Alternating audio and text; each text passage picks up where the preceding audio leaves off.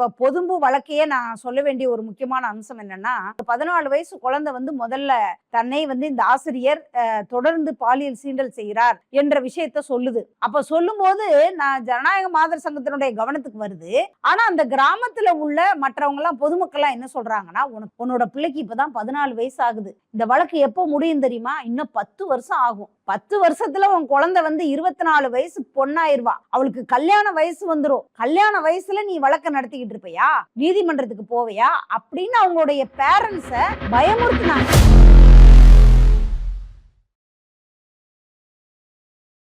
மதுரையில 2012ஆம் ஆண்டு முதல் இப்போது வரை கடந்த மே 31ஆம் தேதி வரை மதுரை மாவட்டத்துல மதுரைக்குள்ள வந்து 1421 குழந்தைகள் பாலியல் சீண்டலுக்கு வன்கொடுமைக்கு உள்ளாக்கப்பட்டிருக்கிறாங்க. இதுல பாத்தீங்கன்னா விசாரணையே இது வரைக்கும் 680 வழக்குகள்ல தான் விசாரணை முடிஞ்சிருக்கு.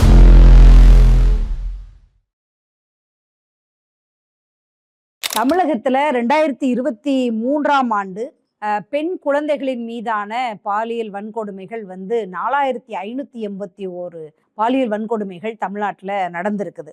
2024ல் ஓராண்டு கழித்து பார்த்தீங்கன்னா 6956 குழந்தைகள் பாலியல் வன்கொடுமைகளுக்கு உள்ளாக்கப்பட்டிருக்கிறாங்க. இது வந்து 4000ல இருந்து ஒரு 6000 7000 வரைக்கும் ஓராண்டு காலத்துல வந்து உயர்ந்திருக்கு அப்படிங்கிறது ரொம்ப அதிர்ச்சியான ஒரு தகவலாகும்.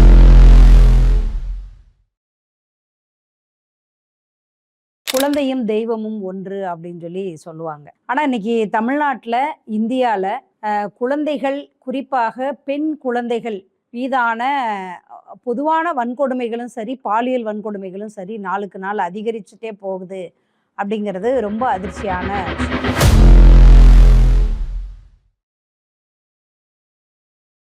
அனைவருக்கும் வணக்கம். பொதுவாக தமிழகத்தில் வந்து குழந்தையும் தெய்வமும் ஒன்று அப்படின்னு சொல்லி சொல்லுவாங்க. ஒரு கடவுள் நம்பிக்கை இருக்கிறவங்க வந்து குழந்தை வந்து கடவுளுக்கு சமம் அப்படின்னு நினைக்கிறது தான். அதனால தான் குழந்தையும் தெய்வம் ஒன்று அப்படின்னு சொல்கிறாங்க. ஆனால் இன்னைக்கு தமிழ்நாட்டில் இந்தியாவில் குழந்தைகள் குறிப்பாக பெண் குழந்தைகள் மீதான பொதுவான வன்கொடுமைகளும் சரி பாலியல் வன்கொடுமைகளும் சரி நாளுக்கு நாள் அதிகரிச்சுட்டே போகுது அப்படிங்கிறது ரொம்ப அதிர்ச்சியான விஷயம். தமிழகத்துல 2023ஆம் ஆண்டு பெண் குழந்தைகளின் மீதான பாலியல் வன்கொடுமைகள் வந்து 4581 பாலியல் வன்கொடுமைகள் தமிழ்நாட்டில் நடந்திருக்குது. இதுல வந்து கிட்டத்தட்ட ஒரு 4700 பேர் வரைக்கும் விக்டிம்கள் பாதிக்கப்பட்ட குழந்தைகளாக தமிழ்நாட்டில் இருக்கிறாங்க. இதே இது பார்த்தீங்கன்னு சொன்னா 2024ல் ஓராண்டு கழித்து பார்த்தீங்கன்னா 6956 குழந்தைகள் தமிழகத்துல வந்து பாலியல் வன்கொடுமைகளுக்கு உள்ளாக்கப்பட்டிருக்கிறாங்க. இது வந்து 4000ல இருந்து ஒரு 6000 7000 வரைக்கும் ஓராண்டு காலத்துல வந்து உயர்ந்திருக்கு அப்படிங்கிறது ரொம்ப அதிர்ச்சியான ஒரு தகவலாக இது வந்து ஒரு நேஷனல் கிரைம் ரெக்கார்ட் பியூரோவினுடைய ஒரு புள்ளி விவரம். இப்போ அந்த அளவிற்கு பெண் குழந்தைகளின் மீதான பாலியல் வன்கொடுமைகள் மிக மோசமான அளவில் அதிகரித்து கொண்டு செல்வது என்பது நாமெல்லாம் மிகவும் கவலையோடு பார்க்கக்கூடிய ஒரு அம்சமாக இருக்குது. இதுல பாத்தீங்க அப்படின்னு சொன்னா பொதுவாக குழந்தைகளின் மீதான பாலியல் வன்கொடுமைகளை பொறுத்தளவுல இதனால வந்து குழந்தைகள் ஒரு கடுமையான மன அழுத்தத்திற்கு உள்ளாக்கப்படுறாங்க. பல நேரங்கள்ல குழந்தைகள் வந்து இதை வந்து வெளியில சொல்றதுக்கு பயப்படுறாங்க, தயங்குறாங்க. இன்னும் சில நேரங்கள்ல வந்து இது வந்து தன் மீது இது வந்து ஒரு பாலியல் சீண்டலா கொடுமையா அப்படிங்கிறது கூட தெரியாத குழந்தைகள்லாம் கூட இருக்கிறாங்க. அப்படியெல்லாம் கூட சொல்லாம முழுமையாக வெளியே வராத வழக்குகளே பார்த்தீங்கன்னா 6900க்கு மேல கடந்த ஆண்டு 2024ஆம் ஆண்டு இருந்திருக்கு அப்படிங்கிறது நம்ம வந்து ரொம்ப அதிர்ச்சியாக பார்க்க வேண்டியது இருக்குது. இதுல பார்த்தீங்கன்னு சொன்னா பெரும்பாலான இந்த 6969 வழக்குகள்ல கிட்டத்தட்ட 4000த்திற்கு மேற்பட்ட வழக்குகள்ல யாரு இந்த குற்றத்தை செஞ்சிருக்காங்க அப்படின்னு பார்த்தா தங்களை வந்து தங்களுடைய பாதுகாப்பில் குழந்தைகளை வைத்திருப்பவர்கள். இப்போ உதாரணமாக ஒரு ஹாஸ்டல்ல அந்த குழந்தைகளை நம்பி விடுறாங்க. அந்த பாதுகாவலர் ஹாஸ்டல்ல அந்த குழந்தையை பாதுகாக்கிறவங்க. அதே மாதிரி பள்ளிக்கூடத்துல ஆசிரியர்களை நம்பி விடுறாங்க.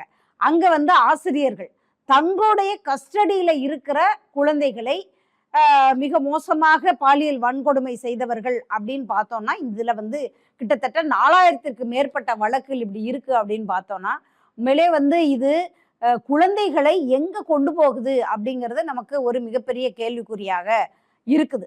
இப்ப இந்த குழந்தைகளின் மீதான இது போன்ற பாலியல் வன்கொடுமைகளை தடுப்பதற்காக தான் 2012ஆம் ஆண்டு ஒரு சிறப்பு சட்டம் போக்சோ ஆக்ட் என்பது வந்தது. அது வந்து எதற்காக வந்தது? இதுக்கு முன்னாடி குழந்தைகளின் மீதான வன்கொடுமைகள் நடந்தது. அதற்கு இருந்த சட்டங்கள் இருந்தது. ஆனா இது 2012க்கு பின்னாடி வந்த சட்டம் என்பது போக்சோ சட்டம் என்பது இது போன்று குழந்தைகளின் மீதான வன்கொடுமைகள் இனிமே நடக்கவே கூடாது, அந்த குழந்தைகளை பாதுகாக்க வேண்டும், மிகவும் விரைவாக இந்த வழக்கு என்பது விசாரிக்கப்பட்டு தண்டனைகள் வழங்கப்பட வேண்டும் என்ற நோக்கத்தோட தான் இந்த சட்டம் வந்து கொண்டு வரப்பட்டது, போக்சோ ஆக்ட் 2012. ஆனா இந்த சட்டத்தின் அடிப்படையில தான் இந்த வழக்குகள்லாம் வந்து ஒரு குறிப்பிட்ட காலத்துக்குள்ள முழுமையாக விசாரித்து தீர்ப்பு கிடைக்கிறதா அப்படின்னு கேட்டா அது ஒரு மிகப்பெரிய கேள்விக்குறி. அதுதான் இன்னைக்கு தீக்கதர்ல வந்திருக்கிற செய்தியை பார்த்தோம் அப்படின்னு சொன்னா, மதுரையில 2012ஆம் ஆண்டு முதல் இப்போது வரை கடந்த மே 31ஆம் தேதி வரை மதுரை மாவட்டத்துல மதுரைக்குள்ள வந்து 1421 குழந்தைகள் பாலியல் சீண்டலுக்கு வன்கொடுமைக்கு உள்ளாக்கப்பட்டிருக்கிறாங்க. இதுல பாத்தீங்கன்னா விசாரணையே இது வரைக்கும் 680 வழக்குகள்ல தான் விசாரணை முடிஞ்சிருக்கு. கிட்டத்தட்ட ஒரு 774 வழக்குகள் வந்து இதுவரைக்கும் வந்து விசாரிக்கப்படாமலே இருக்குது. இப்போ வந்து இந்த போக்சோ ஆக்ட் என்ன சொல்லுது? ஒரு குழந்தையின் மீதான பாலியல் சீண்டலோ வன்கொடுமையோ நடந்து ஓராண்டு காலத்திற்குள்ளாக அந்த வழக்கு விசாரிக்கப்பட்டு குற்றவாளிகள் தண்டிக்கப்படணும். அதே போல இந்த சட்டத்தின் அடிப்படையில் நீதிமன்றங்கள், பொதுவான நீதிமன்றங்களுக்குள்ள போய் குழந்தைங்களை வந்து நிப்பாட்டக்கூடாது. குழந்தை என்பவள் அவ வந்து ஒரு இப்போ குழந்தைகளுக்கான ஒரு சிறப்பு நீதிமன்றம் வந்து இருக்கணும் அப்படின்னு இந்த சட்டம் சொல்லுது. இப்ப தமிழ்நாட்டுல வந்து இது வரைக்கும் ஒரு 20 போக்சோ நீதிமன்றங்கள் இருக்குது. 20 தான் இருக்குது.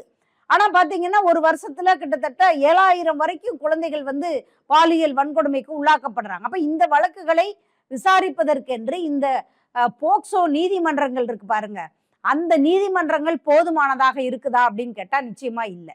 இன்னொரு பக்கம் பாத்தீங்கன்னு சொன்னா இந்த குழந்தைகளை நீதிமன்றம்னா நீதிமன்றத்தினுடைய தோற்றத்துல அது இருக்கக்கூடாதுன்னு அந்த சட்டம் சொல்லுது.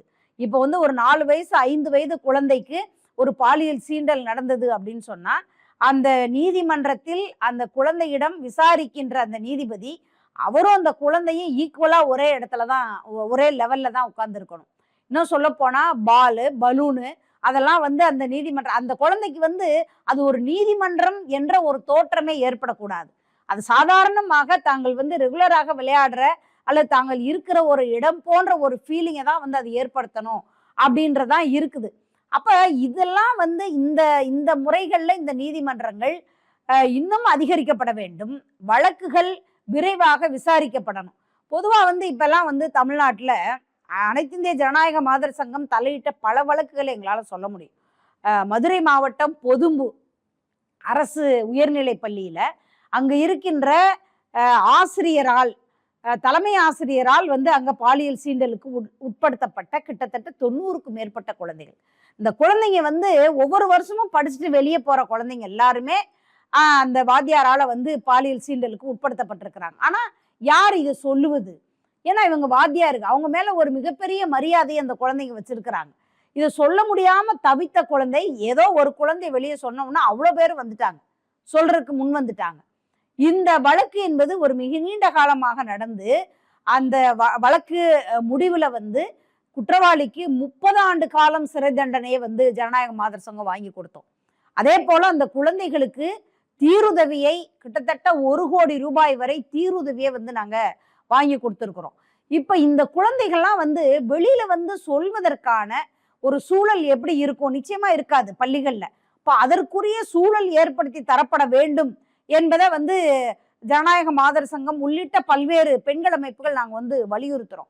எனவே இந்த வழக்குகள் என்பது மிக விரைவில் விசாரிக்கப்பட்டு குற்றவாளிகள் தண்டிக்கப்படணும்.